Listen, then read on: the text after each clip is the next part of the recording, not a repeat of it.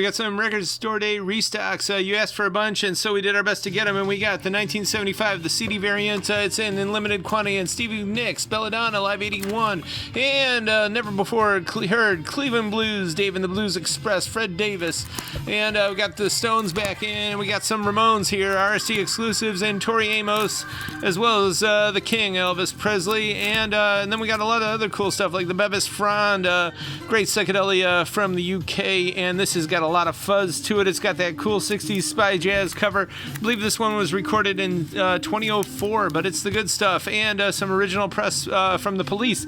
Outlandos to More. This came out in early 79. They had a whole bunch of variants with their name there. Some, I think, were in blue. Some were in like a magenta. And some of them came out in late 78, but this came out in 79. And here's another release from 79. We got it in Blanca. And this is a beautiful copy. They're all ultrasonically clean. So is this Ghost in the Machine from 81. This is the Eurodisc pressing. And our late buddy William S Burroughs, Breakthrough in Grey Room, which is a classic recording. This is a really nice copy, brand new. A lot of good stuff here. Ian Somerville and all the gang. And this is a beautiful one, too, from the archives of William S Burroughs. Nothing here now but the recordings. And there were some field recordings that came out in 81, working, of course, with Genesis Porridge and James Grauer, who is, of course, his right-hand man. And it's got a lot of really interesting tracks like We See the Future Through the Binoculars of the People, recorded at the Jack Kerouac School of Disembodied Poetics at the Naropa Institute, which I actually attended and was thrown out of. The Last Words of Hassani Sabah.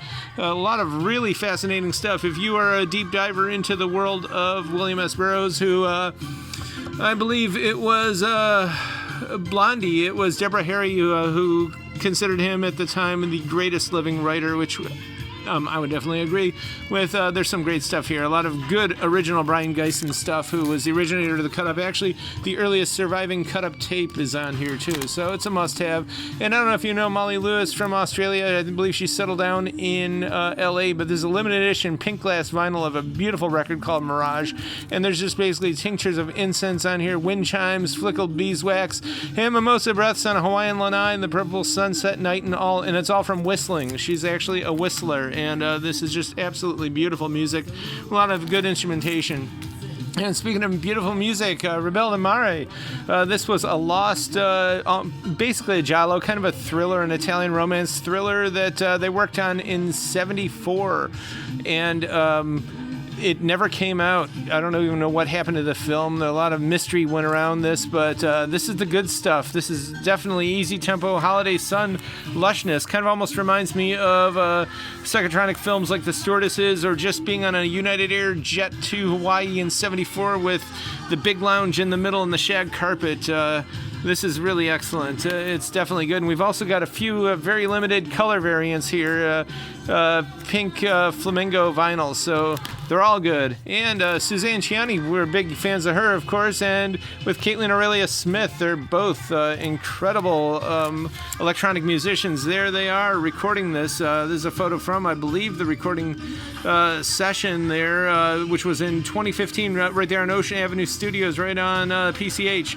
But they used a lot of great equipment, including, I believe, she ran this through an Eventide H9 for processing, which is really cool. And then we got a whole bunch of rock, including some post-punk here, some dance punk by Pigbag, and some yacht stuff from Toto and Vogue, although it looks like it should be pronounced Vagui or Vaj or something. They were a two-girl group, kind of a recording project, and it's interesting because then they used two other girls to kind of market it, and I believe the other two took over, and I don't know, without the consent of the original. It was really weird, but it's Canadian disco, and it's pretty good. And of course, Laurie Anderson, some experimental avant rock, pop, and Pretenders, Time for Christmas. You can get it ahead. And the Associates.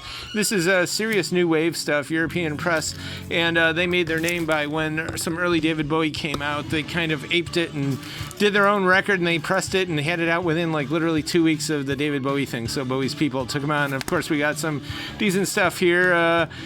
We've got a lot of other interesting new stuff, new wave, old wave, Culture Club, and a lot of Tom Waits original press too. These are all beautiful copies. So we told you we were going to double down on Tom, and we definitely did. We've got a lot of it. Another copy of this one in here, and Foreign Affairs. and all this and much more. 5580 Ridge, we're here till 6 tonight. Open for pickup on Saturday, 10 a.m. to 1 p.m. Otherwise, you'll see us next Wednesday, and we do ship.